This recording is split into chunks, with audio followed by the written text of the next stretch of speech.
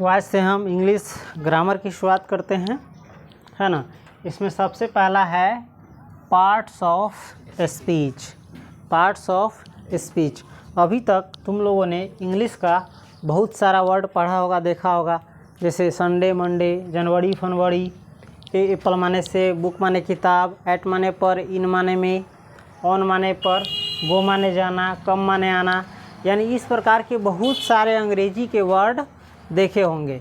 और इंग्लिश की जब किताब उल्टाओगे तो उसमें पूरा का पूरा वर्ड इंग्लिश में रहता है।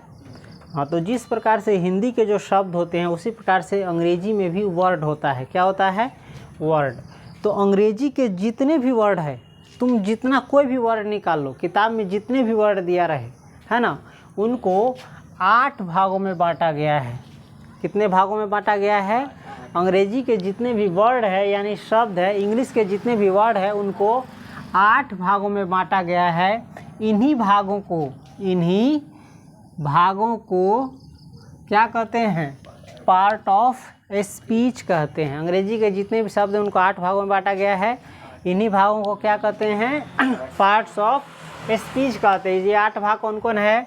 Noun, pronoun, adjective, verb, adverb, preposition, conjunction, interjection.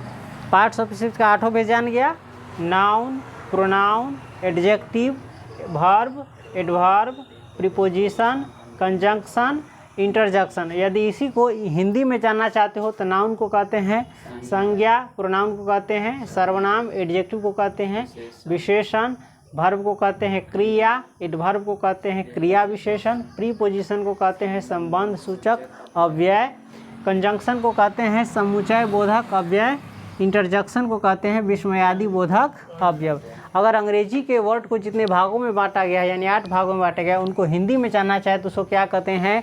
संज्ञा, सर्वनाम, विशेषण, क्रिया, क्रिया विशेषण, संबंध सूचक अव्यय, समुच्चय बोधक अव्यय, विस्मयादि बोधक अवयव।